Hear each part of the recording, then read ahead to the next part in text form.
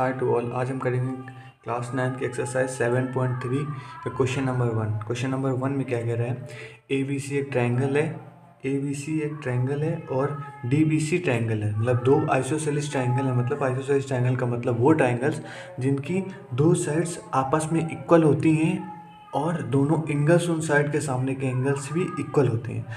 तो ए बी सी है बड़ा वाला ट्रायंगल और डी बी सी है छोटा वाला ट्रायंगल। ये दोनों आइसोसेलेस ट्रायंगल हैं। ठीक है, क्वेश्चन में बोला गया है। एंड बेस बी सी में बोला गया है दोनों बने हुए हैं। ये बी सी बेस है, इसमें दोनों बने हुए हैं। इसमें बना हुआ है, ये इसमें बना हुआ है।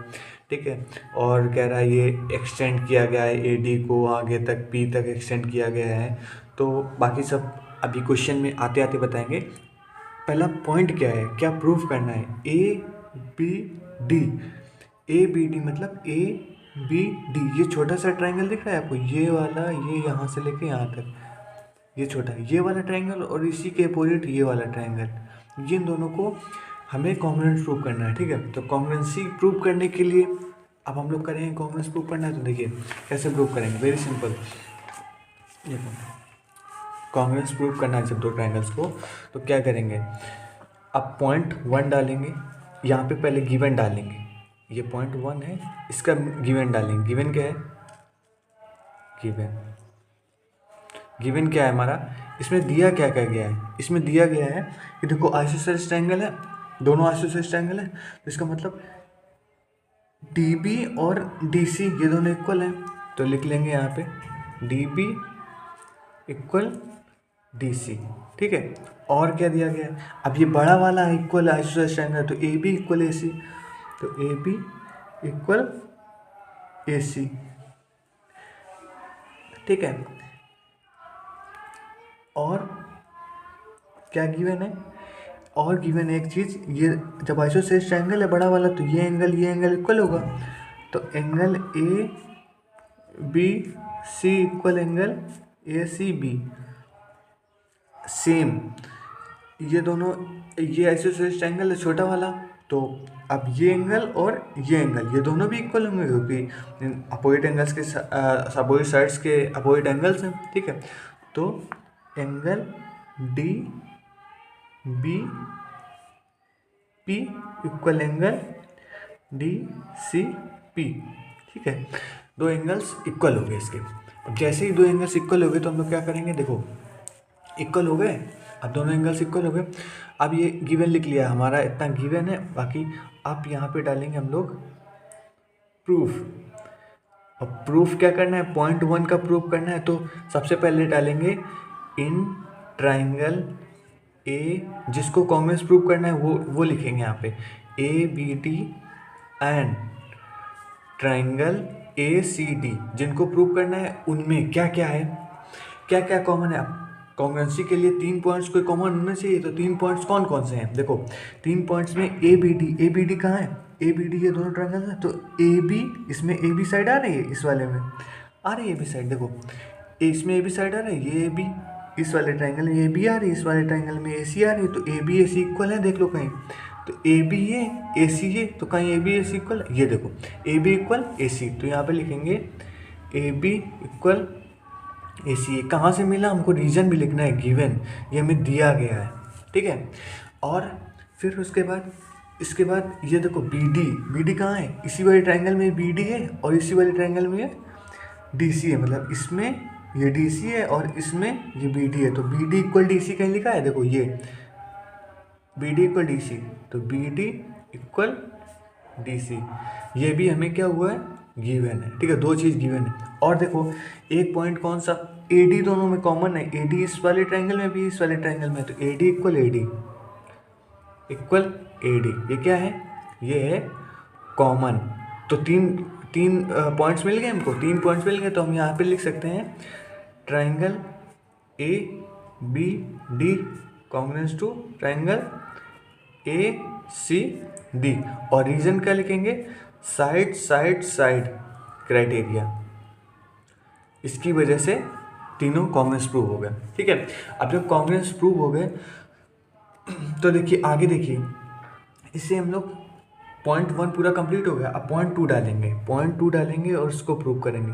पॉइंट 2 में क्या प्रूव करना है कि ए बी पी और A C P, A B P और ए सी पी, देखो ए बी पी कहाँ है, ए बी पी मतलब कि ये वाला ट्रायंगल और इसी के आधा ये वाला ट्रायंगल, इन दोनों को कॉन्ग्रुएंस प्रूव करना है। तो इससे इसके लिए भी 3 क्राइटेरिया होना चाहिए। तो देखो यहाँ पे फिर वही लिखेंगे, इन ट्रायंगल जिसको कॉन्ग्रुएंस प्रूव करना है, A B P and triangle A C P. और आपको ये ध्यान रखना है कि जो ट्रायंगल यहाँ लिख रहे हो और जो ट्रायंगल यहाँ लिख रहे हो उसके नीचे ही उसी के साइड होना चाहिए। देखो हमने ए बी डी लिखा था, तो हमने ए बी जो साइड है ना उसी के साइड लिखिए, इसी साइड लिखिए, इस साइड लिखिए, और ए सी डी वाले की ए सी साइड इस साइड लिखिए। तो ये विशेष करके ध्यान रखना है आपको, ठीक है। ये लिख लिया हमने। उसके बाद हमें क्या दिया गया, ए बी पी और ए सी पी लिख लिया। इसमें देखो पॉइंट्स देखो क्या क्या दिया है। देखो पहला तो हमें ये दिख गया कि ए पी कॉमन है, तो लिख लेंगे A P equal A P, A P equal A P. ये क्या है, कॉमन है, कॉमन है, कॉमन, ठीक है। A P equal A P common है, ठीक है। और ए बी इक्वल ए सी है, ये हमें गिवन है, तो यहाँ लिखेंगे ए बी इक्वल ए सी। ये क्या है, हमें गिवन है, ठीक है। ए बी इक्वल ए सी ये गिवन है। And one thing is that, देखो और लास्ट की कौन है, ये एंगल भी तो इक्वल होंगे, एंगल बी और एंगल सी इक्वल होंगे कि नहीं होंगे, क्योंकि जब ये दोनों, ये ए बी सी एक आइसोसेलेस ट्राइंगल है जिसके 2 एंगल्स इक्वल हैं, तो ये बड़े वाले ट्राइंगल्स में ये एंगल और ये एंगल इक्वल होंगे, बिल्कुल जाहिर सी बात इक्वल होंगे। तो हम यही लिखेंगे। और हमें गिवन में भी लिखा है, देखो गिवन में लिखा है ए बी सी और ए सी बी इक्वल है, तो मतलब एंगल बी और एंगल सी इक्वल हैं, तो लिखेंगे angle A B C equal angle A C B. ये हमारा गिवन है, ठीक है, ये गिवन है। अब इसके बाद क्या करेंगे, जब गिवन हो गया हमारा, तो अब 3 क्राइटेरिया मिल गए इनके। देखो 2 साइड्स मिल गए, एक एंगल हो गया, तो लिख लेंगे triangle A B P congruence हो गया किसके, ट्राइंगल ए सी पी किस चीज़ से कॉन्ग्रुएंस हो गई, ये हो गया side angle side criteria, side angle side criteria से हमारा प्रूव हो गया, ठीक है। पॉइंट्स 2 कंप्लीट हो गए हमारे। जब 2 पॉइंट्स कंप्लीट हो गए तो तीसरा पॉइंट देखेंगे। तीसरा पॉइंट क्या कह रहा है, तीसरा पॉइंट देखो, ये 2 कंप्लीट हो गए। तीसरा पॉइंट कह रहा है कि A P bisect angle A as well as angle D, मतलब कि ए पी जो है, ए पी क्या, ए पी क्या, देखो ए पी ये है, ये वाली, कह रहा है ए पी किसको बाइसेक्ट कर रही है, कह रहा है कि ए पी बाइसेक्ट, ये दिखाओ कि ए पी बाइसेक्ट एंगल ए को कर रही है और डी को भी कर रही है। ये वाली लाइन ए पी ये एंगल ए को कर रही है और एंगल डी को कर रही है। तो कैसे दिखाएंगे, देखो वेरी सिंपल है, बहुत ही आसान है। आप देखेंगे, आप कहेंगे कि इतना सिंपल हो भी सकता है क्या, घबरा, आप पॉइंट्स दे के घबराने की जरूरत नहीं है कि 4 पॉइंट्स हैं कैसे करेंगे। देखो तीसरा पॉइंट है, क्या प्रूव करना है, A P bisects angle A as well as angle D, ये दोनों को बाइसेक्ट करें, ठीक है। तो क्या करेंगे, सबसे पहले देखो हमने इन दोनों को प्रूव किया है, इसको कॉन्ग्रुएंट और इस वाले को, इस छोटे से, ये जो दिख रहा है छोटा सा, इसको और इसको प्रूव किया है, ठीक है।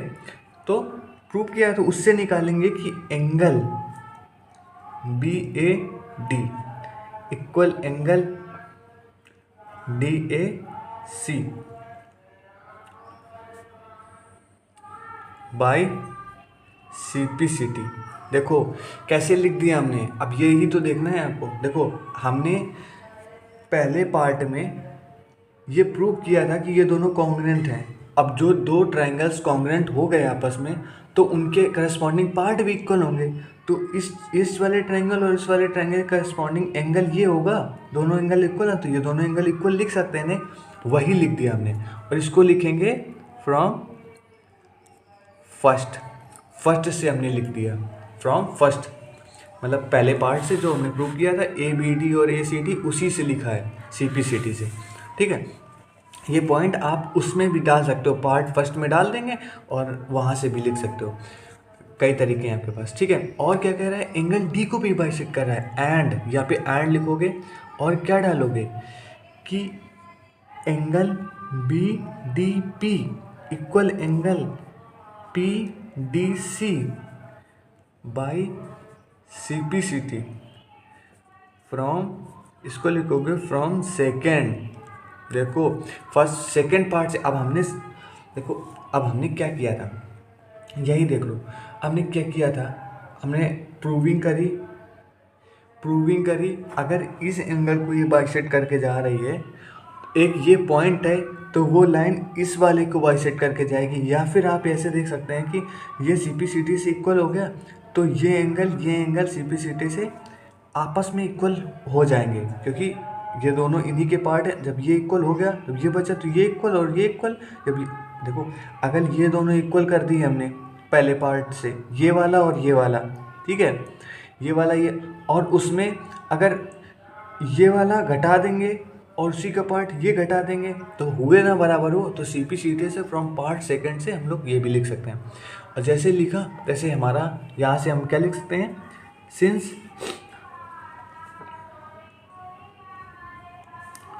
AP bisect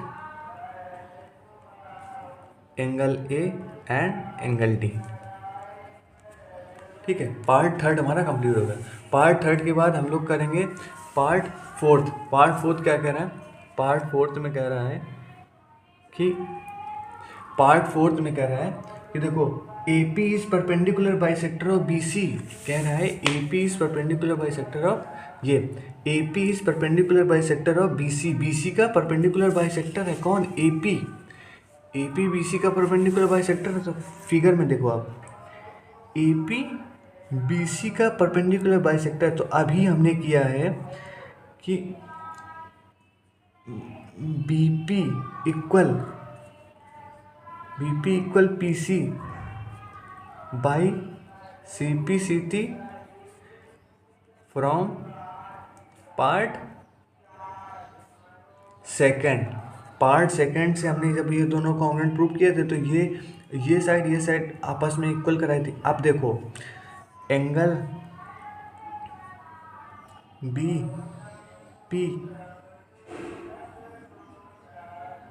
BPA equal angle CPA, ये भी बाई CP/CT ये भी इक्वल है सेकेंड फ्रॉम, ये भी इक्वल है क्योंकि CP अब ये तो कॉन्ग्रुएंट प्रूव किया था तो ये एंगल भी इक्वल होंगे ना, ये एंगल ठीक है।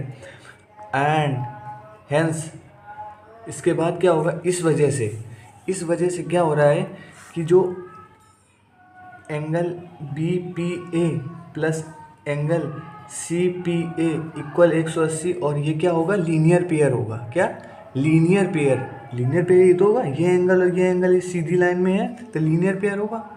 ठीक है, इन दोनों का सम क्या आना चाहिए, 180 आना चाहिए। आ गया, ये दोनों जब इक्वल है तो कोई भी एंगल BPA को क्या लिख सकते हैं, BPA 2BPA is equal to 180। मतलब अब दोनों यहाँ पे इक्वल थे तो इसकी जगह CPA की BPA लिख दिया, तो एक BPA था, CPA की जगह BPA लिख दिया एंगल, तो 2 BPA हो गए।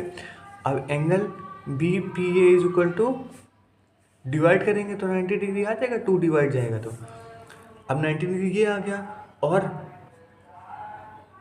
BP और PC इक्वल है तो मतलब कि P मिड पॉइंट है, हेंस या सिंस लिख सकते हो आप, since AP is the perpendicular